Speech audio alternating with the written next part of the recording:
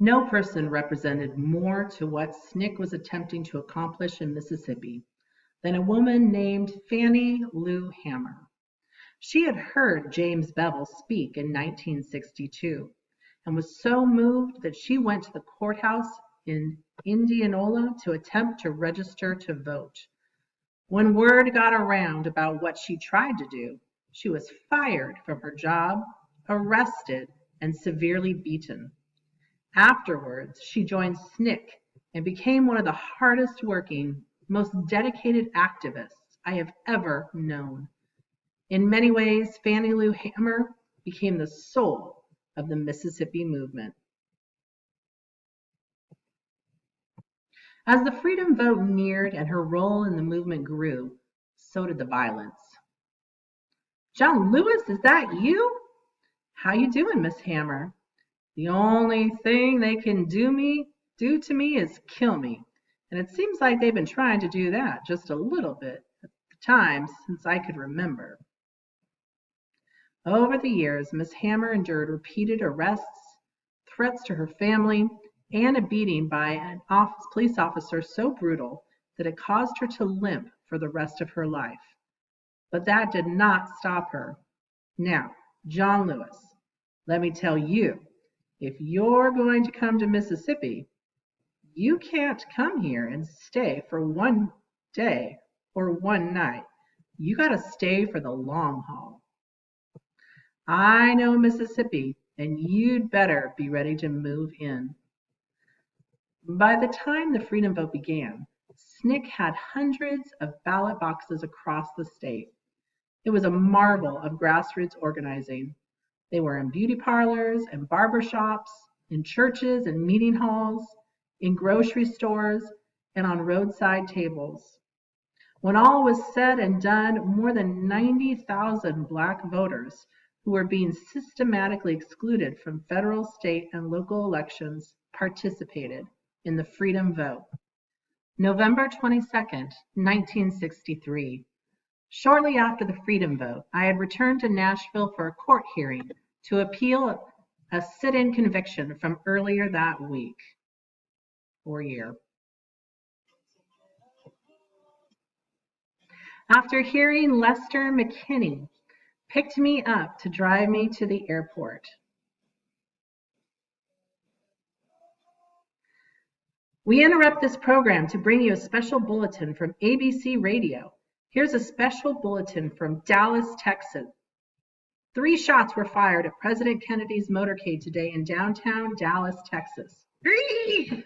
Repeat, in Dallas, Texas, 3 shots were fired at President Kennedy's motorcade today. The president is now making a 2-day speaking tour of Texas. We're going to stand by for more details on the incident in Dallas. I didn't know what to do. I had a speech to give that evening in Detroit, but all I wanted was to go home to Atlanta. I went ahead to Detroit. Hang in there, brother. Apparently, gunshot. Here is a flash from the Associated Press in Dallas. 2 priests who were with Mr. Kennedy say he is dead of bullet wounds. The speech I gave that night became a eulogy for our slain president. When I got home to Atlanta after my trip, I spent the day alone in my apartment, watching President Kennedy's funeral. I kept thinking about Medgar Evers and the little girls in Birmingham, and how the president, who represented so much hope for so many people, had been murdered. For so many months, I'd kept my emotions bottled up to be strong for those counting on me to lead. But there I was, alone, in the dark, with it all. Within SNCC, President Kennedy's death brought our deepest fears to the forefront. I am sad that Kennedy was killed. We mourn for him. But I'm more concerned about our field staff. A lot of them have to be thinking that if the president can be killed, then they don't stand a chance. They can be murdered at any time. Will they think that liberalism is dead when the man is dead? This could provoke a crackdown on the so-called radical organizations. You know that's what's going to include SNCC. Anyone who's left of center will be subjected to a purge. We don't know that. President Kennedy's death could bring people together. It could serve as a unifying moment. President Lyndon Baines Johnson delivered his first speech as Commander-in-Chief to a joint session of Congress last night. No memorial or eulogy could more eloquently honor President Kennedy's memory than the earliest possible passage of the Civil Rights Bill for which he fought. I was encouraged to hear the new president publicly commit himself to the cause of civil rights legislation, but we had no idea how deep his commitment might run. At a COFO meeting in Mississippi, heightened tension between Black and white SNCC volunteers lingered from the Freedom Vote, even as Bob Moses sought to bring more white volunteers to the state to build a larger summer effort. If we're trying to break down this barrier of segregation, we can't segregate ourselves. There had been several complaints about white volunteers trying to take over, and it also left a number of people sore that the press had focused much of their attention on the white workers, often identified by name and shown working alongside nameless Blacks. We cannot do this alone. The only way this can work is to have white people working alongside you. So then it changes the whole complexion of what you're doing. So it isn't Negro fighting white. It's a question of rational people against irrational people. But we have to lead something. We're losing the one thing where the Negro can stand first. I always thought the one thing we can do for this country that no one else can do is be above the race issue. President Johnson moved quickly on his promise to pass a civil rights bill. Unfortunately, that meant pressuring many civil rights groups, SNCC included, to halt our protests and demonstrations. He felt our actions were making it harder for him to win votes in Congress. We strongly disagreed. I'll admit I had some preconceived notions about President Johnson. He was a Southerner, a Texan, which made me suspicious. And he had blocked his share of civil rights legislation during his time as a congressman. But I felt I had to give him a chance. I hoped that the coming campaign in Mississippi might help push him the right way, maybe even shape his attitudes, like I felt we had begun to do with the Kennedy brothers. Many in SNCC did not share my hope. December 22nd, 1963. Despite the Johnson administration's pleas, we did not stop our demonstrations. Ding! In Atlanta, integration of restaurants and lunch counters had been slow. We targeted a restaurant called the Tuttle House, owned by the Dobbs Corporation. What do you think you're doing? We're hoping to have something to eat. Each of the participants that day, myself included, had purchased one share of the Dobbs Corporation. Well, I'm calling the police. What sort of sense did it make if we could own part of a company, but not be served by it? Ding! Come on, let's not make this difficult. After we were arrested, SNCC chapters all over the country targeted establishments operated by the Dobbs Corporation. The protests temporarily shut down more than a dozen of their businesses, and we announced plans to attend their annual shareholder meeting. Our campaign worked. Within a few months, the Dobbs Corporation integrated all of their establishments, including those in Atlanta. December 31st, 1963. I was released from jail in time to attend the last SNCC Executive Committee meeting of the year. We had a wide-ranging discussion, but the one weighing most heavily on our organization was how to proceed with the Mississippi Freedom Project. The initiative for this project comes from the Freedom Vote, which brought many white students to the state to volunteer. There are a number of problems to consider: the development of Negro leadership, possible violence, the abilities of our present staff to direct them. Discussions at the COFO meeting last month were heated, and it was decided to limit the number of white students in Mississippi this summer to 100. Groups are obviously organizing to come down. SNCC has to decide whether to have a project, what it will do, and how many will be involved. There are essentially two proposals. One, pushed by Al Lowenstein, pour in thousands of students and force a showdown between local and federal governments. Two, develop a 6-week intensive literacy education program proposed by Dr. John Blythe, and work out just how many students could be used in these freedom schools. I believe we should do everything we can in Mississippi this summer. We should do the smaller, intensive programs and saturate the state with volunteers. If we organize voters strictly around the issue of voting, we can force a physical showdown between the federal and state governments, which needs to happen at the time of the political conventions. President Johnson cannot fail to respond. But what happens after the summer, when everybody leaves? I don't feel we can handle the whole situation. Bob Moses just reminded us that COFO voted down this suggestion, and it'll have to be brought up to them again for consideration. And how are the local leaders going to feel about this invasion? I think the administrative part of the problem can be worked out. We need to concentrate on the issue itself.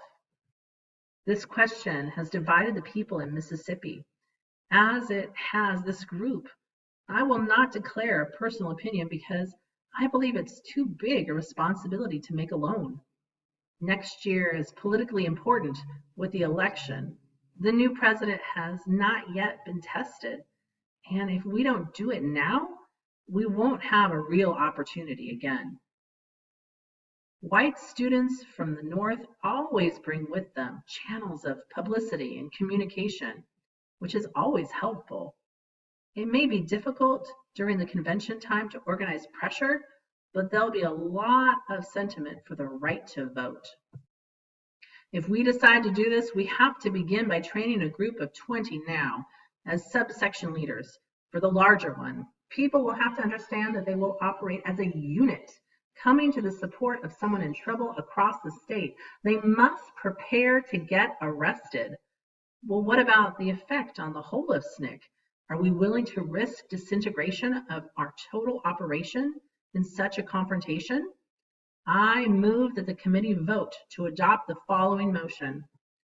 During the presidential election year of 1964, SNCC intends to obtain the right to vote for all citizens of Mississippi, to vote using as many people as necessary to obtain that end.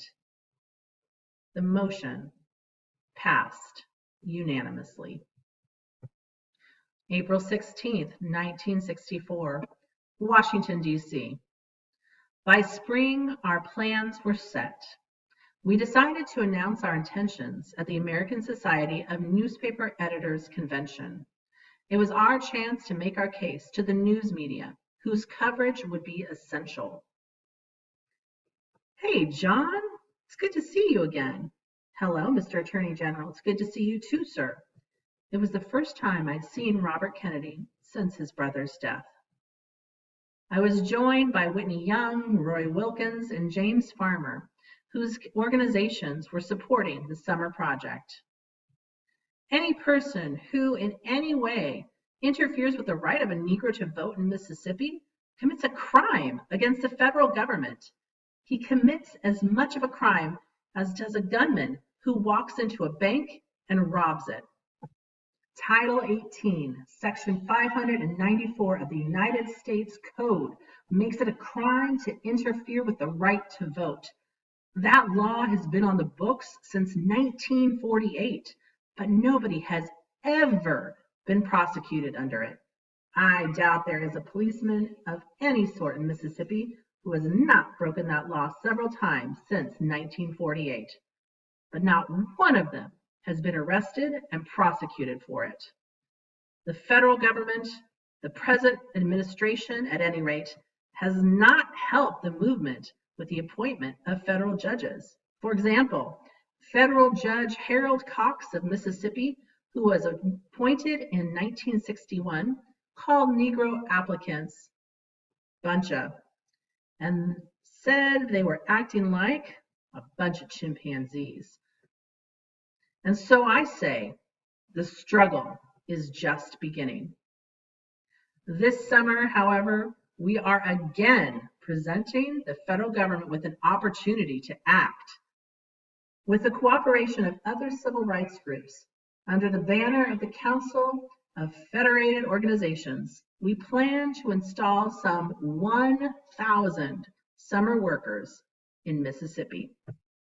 They will teach in the freedom schools, staff community centers, register as many as 400,000 Negroes on mock polling lists, and will do the often dangerous work of voter registration. There are 4 congressional candidates in Mississippi today who are Negroes. If they lose, they plan to challenge the right of white Mississippians to choose who shall represent the state in Congress. There will be challenges at the Democratic Convention in August, and we will see whether the country is ready and prepared to allow full representation in Congress. The federal government's challenge will come earlier.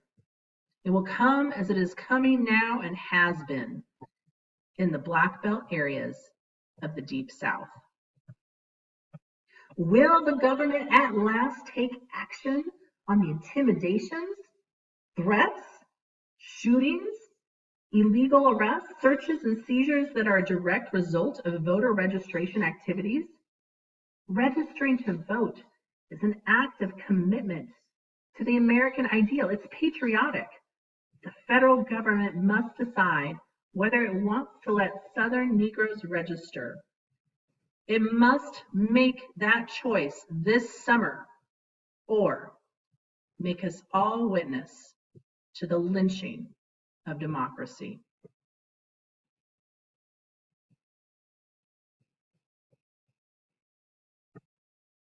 Even as I gave my speech, the state of Mississippi was preparing. They saw our plans as an invasion, an attack on their way of life.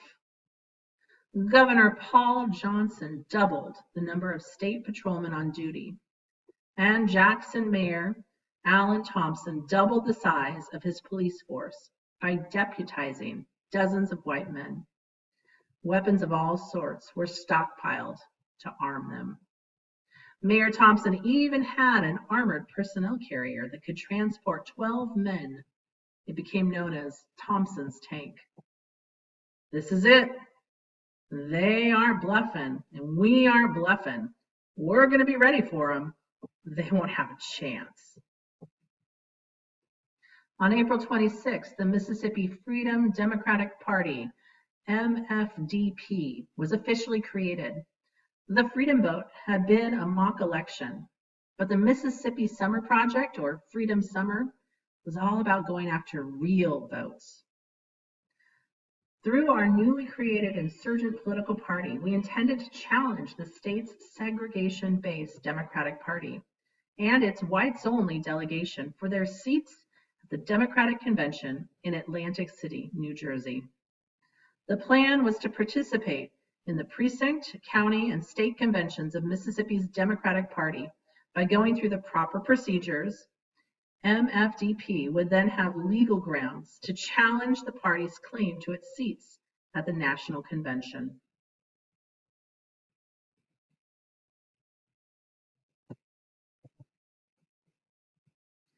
In a single night, the Klan burned crosses in 64 of the state's 82 counties as a warning. Local white people who were despised what we were doing didn't bother hiding it from the press or anybody else. We killed 2-month-old Indian babes to take this country, and now they want us to give it away to the... You're going to be classified into 2 groups in Mississippi. June 13th, 1964, Oxford, Ohio, Mississippi Summer Project Training Camp. they're going to be tougher on the lovers. More than 300 students showed up for the first weekend of training. You may imagine what you're in for, but you have no idea. I may be killed. You may be killed. Don't come to Mississippi this summer to save the Mississippi Negro. Only come if you understand, really understand, that his freedom and yours are one. With more than 100 staff people on site, SNCC was at the center of everything. CORE also provided 40 staffers, but the NAACP and SCLC were notably absent. Maybe we're not going to get many people registered this summer. Maybe even we're not going to get very many people into freedom schools. Maybe all we're going to do is live through this summer. In Mississippi, that will be so much. Yes, you. What sort of protection will the federal government provide? Nothing. There are no federal police. The responsibility for protection is that of the local police force. June 21st, 1964, Neshoba County, Mississippi. A week after training began, the first Freedom Summer volunteers arrived in Mississippi. Wee-oo, wee-oo, wee-oo, wee-oo.